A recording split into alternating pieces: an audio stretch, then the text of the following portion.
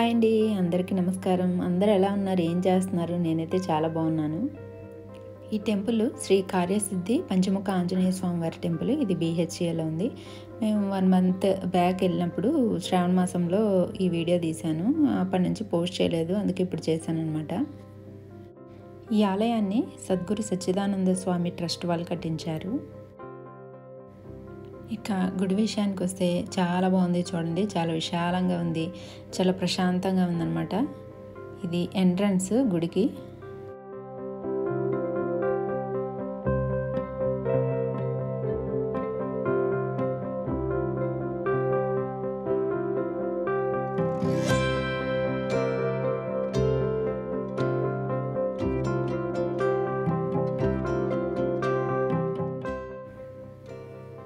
ఇక ఎంట్రన్స్ దగ్గర నుంచి గుడి లోపల వరకు నడుచుకుంటూ వెళ్తే ఇలా ప్రధాన ఆలయానికి అటుపక్కన ఇటుపక్కన రామాయణంలోని ఘట్టాలు ఉంటాయన్నమాట.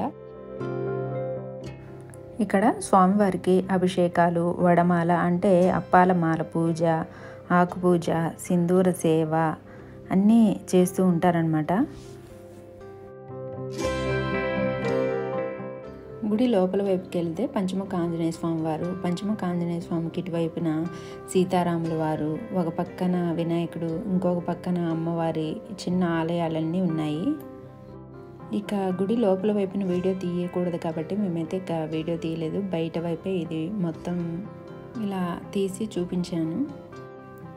పంచముఖ ఆంజనేయ స్వామి వారిని పూజిస్తే మనకి జీవితంలో వచ్చే అనేక అడ్డంకులు తొలగిపోతాయని చెప్తారు. స్వామి యొక్క పంచముఖాలు పంచభూతాలకి ప్రతీతి అన్నమాట. అలాగే పంచముఖాలు పంచదిక్కులకు ప్రాతినిధ్యం వహిస్తాయని చెప్తారు. తూర్పు, పడమర, ఉత్తరం, దక్షిణం మరియు ఎగువ దిశలను సూచిస్తాయన్నమాట.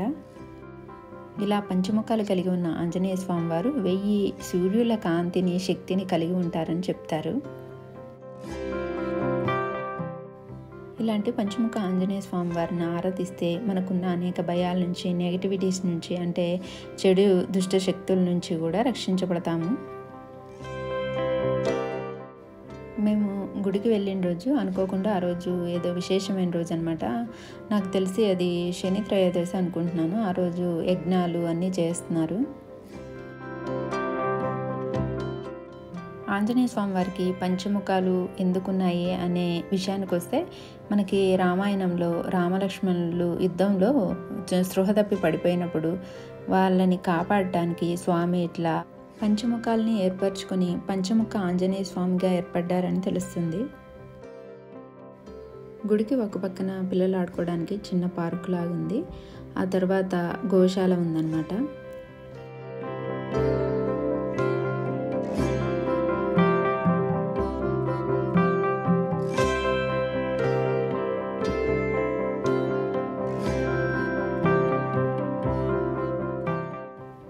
ఈ గుడి తరపున చాలా సేవా కార్యక్రమాలు కూడా చేస్తూ ఉంటారు. ఇక్కడ మెడిటేషన్ క్లాసులు అవి కూడా నేర్పుతూ ఉంటారు. ఇక అలాగే మనకి ఏదైనా హెల్త్ ఇష్యూస్ ఉంటే కూడా వెళ్ళి చూపించుకోవచ్చు అనమాట. డాక్టర్స్ కూడా ఉంటారు. ప్రతి ఆదివారం డాక్టర్స్ వచ్చి చూస్తూ ఉంటారు.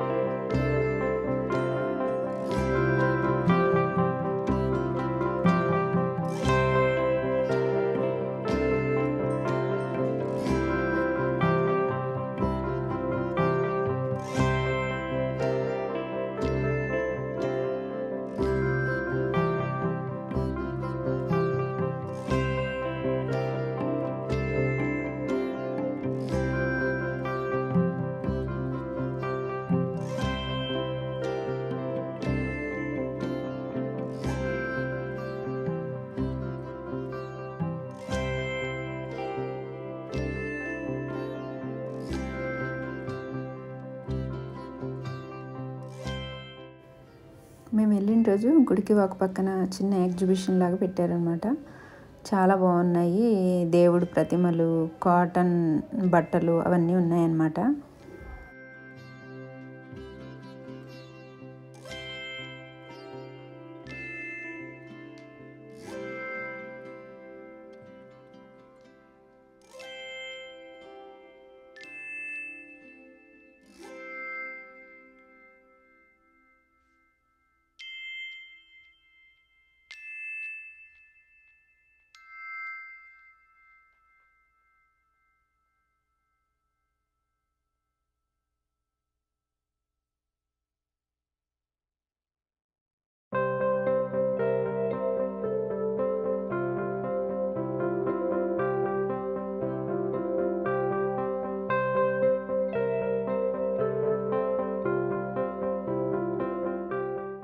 ఓకే అండి, మరి నా వీడియో నచ్చిందా? నచ్చినట్లయితే ఒక లైక్ ఇవ్వండి, షేర్ చేయండి. అలాగే నా ఛానల్ని కొత్తగా చూసేవాళ్ళు సబ్స్క్రైబ్ చేయండి.